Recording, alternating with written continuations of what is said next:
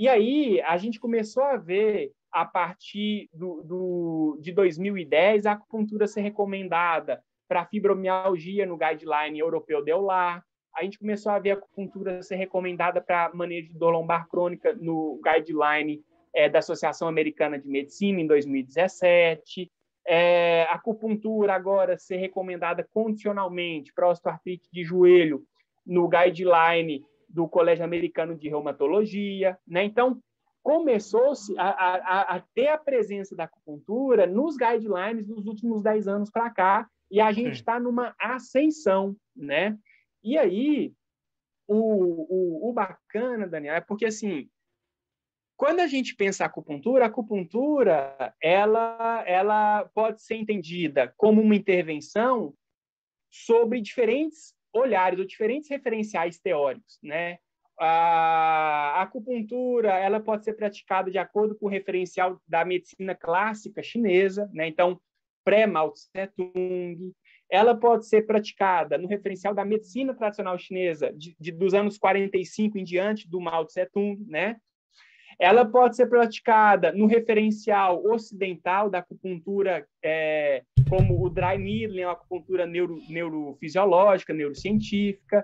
Ela pode ser praticada no referencial japonês, né, do Manaka, o referencial francês do Soulier de Morin, a acupuntura Tung, a acupuntura craniana, a acupuntura auricular. Então, não basta hoje na pesquisa eu perguntar se a acupuntura tem evidência ou não, porque a acupuntura é um mundo, a acupuntura é uma profissão, um CBO no Brasil, é uma profissão regulamentada em Portugal, né, com legislação na Espanha, na Argentina, em processo de regulamentação no Brasil. Então, eu não estou falando de um mero recurso terapêutico, eu estou falando de uma profissão, de uma especialização, né? E aí a acupuntura eu preciso entender. Quando eu pergunto se tem evidência para acupuntura, eu preciso saber qual tipo de acupuntura eu quero saber, né? Qual tipo de estímulo, se é o manual, se é eletroacupuntura, se usa moxa junto, se não usa, para qual população. Às vezes a acupuntura pode se mostrar eficaz para pacientes com dor lombar crônica, para o desfecho de dor, comparada à acupuntura placebo, mas talvez se eu fizer essa pergunta para os pacientes com osteoartrite de joelho, talvez a literatura ainda seja conflitante, né, contraditória. Tem estudos bons mostrando que dá certo, estudos bons também mostrando que não dá certo. Então, nessa ótica da prática baseada em evidência, não basta perguntar se alguma coisa tem evidência, eu preciso definir o que eles chamam de pergunta Pickett, né? Quem que é a população, intervenção, comparada a quê, para qual desfecho e em igual tempo, né? Deixa eu dar um exemplo, né? É como você perguntar assim: a medicina funciona, né? Para Isso, tratar alguma coisa? isso. É uma pergunta Muito bem. muito ampla, né? E aí tá, eu tô falando do quê? Eu tô falando do medicamento, eu tô falando da consulta, eu tô falando da cirurgia, eu tô falando, né, de quais grupos terapêuticos que tem dentro da medicina. A mesma coisa é a acupuntura, né? Isso é uma questão muito relevante nos estudos, que eu acho que você falou até o tempo que o pessoal passou discutindo, né? E evoluindo no campo da pesquisa, dos, né, muito estudo, muitos anos foram discutindo, né, como padronizar e como pesquisar em acupuntura. Porque pesquisar um medicamento é simples, né? Você tem aquele medicamento, aquela substância ativa, né, que você separou, você vai testar ele em algumas dosagens diferentes, né, nas pessoas de uma forma padronizada, aleatorizada, né? Não importa se é homem, se é mulher, se é idoso, de início, né? Depois você pode ver se teve variação nesses grupos, né?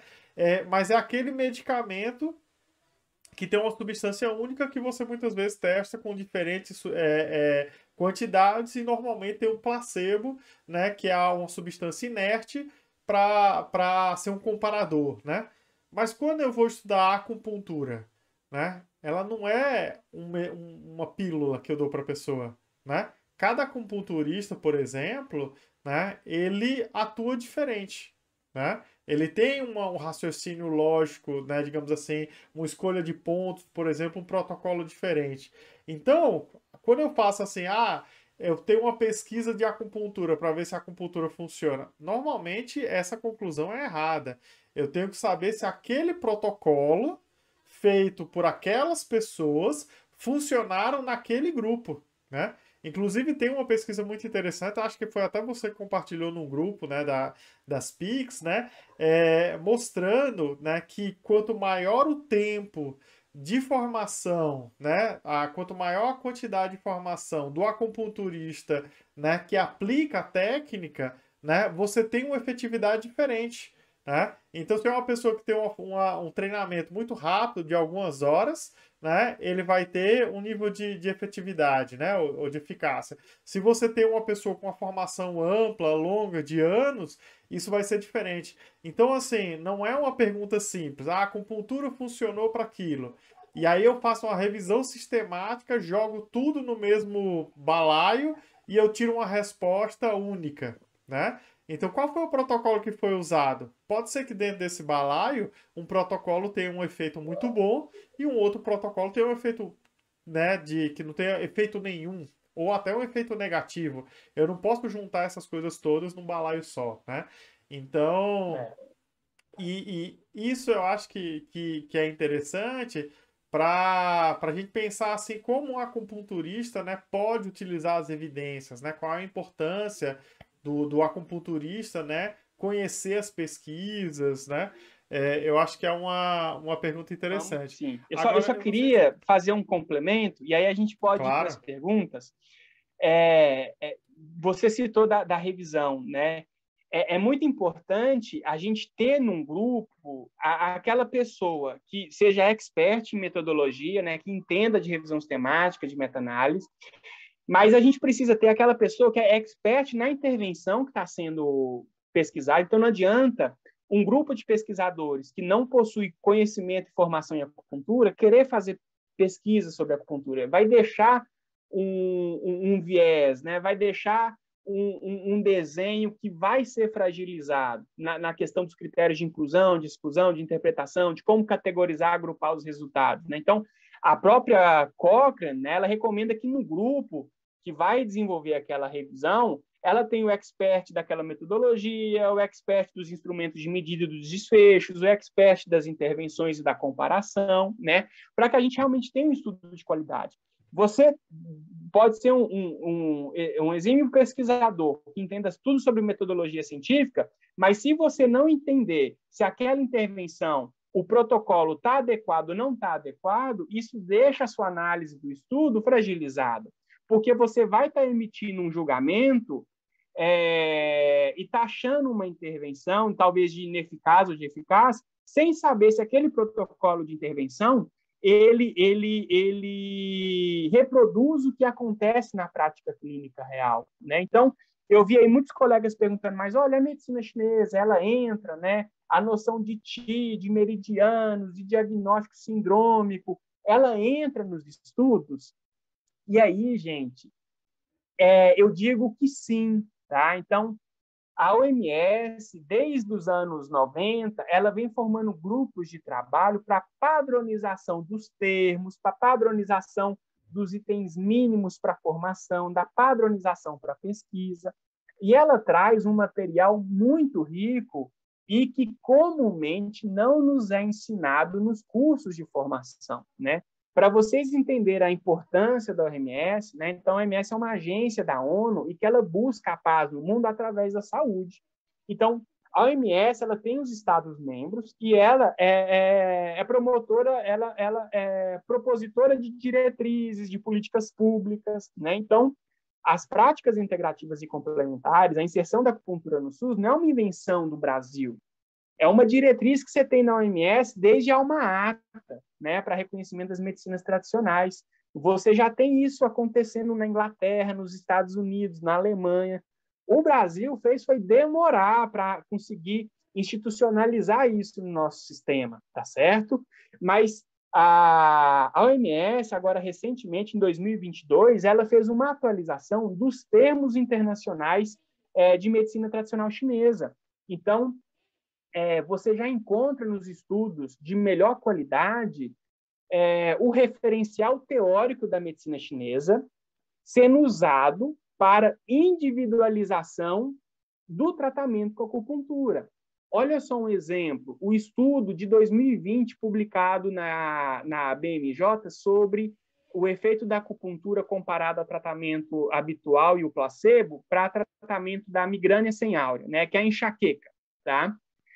No protocolo de intervenção, eles utilizaram como princípio para a prescrição do tratamento o diagnóstico sindrômico pelos grandes meridianos, se a cefaleia acometia mais Taian, né, qual que era a região que ela estava acometendo na cabeça para se fazer a individualização do tratamento, certo?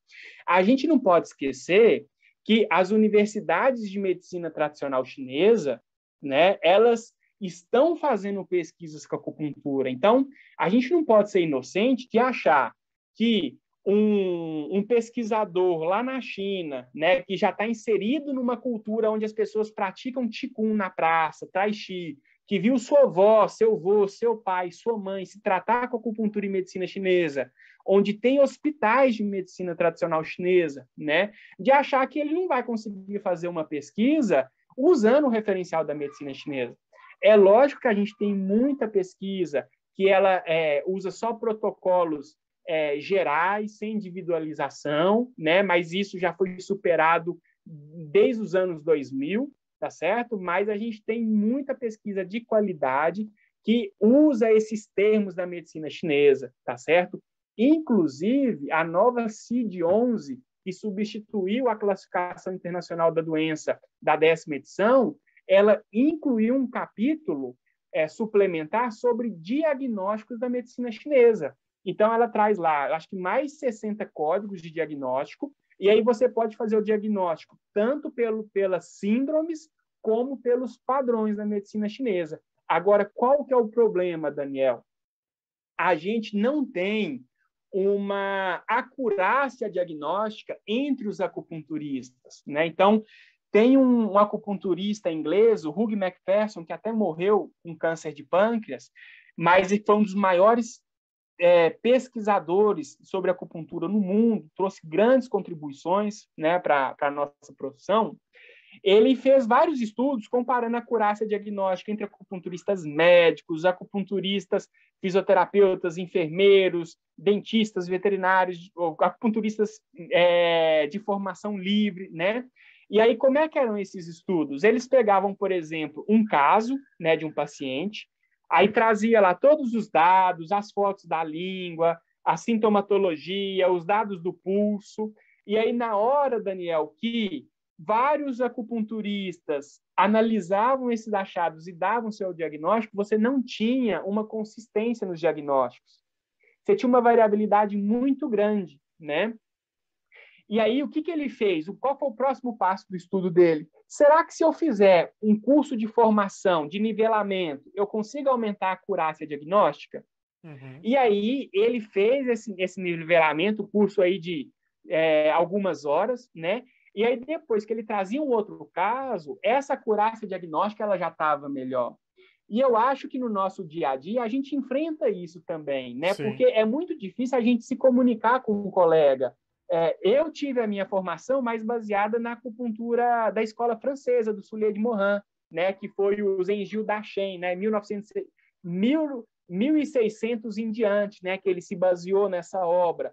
Mas, às vezes, eu vou conversar com um colega de outra escola, ele teve uma formação mais baseada no diagnóstico pelas energias perversas, invasão do frio, invasão do calor, né? Então, entre a gente já não tem uma comunicação muito fácil, né? Uhum. E aí, esses materiais da Organização Mundial da Saúde que trazem essa padronização e o uso da CID-11, ele é uma ferramenta a mais que precisa ser implementada nos cursos de formação, né, para que a gente melhore a qualificação dos profissionais acupunturistas no diagnóstico, no raciocínio clínico e também na condução das pesquisas.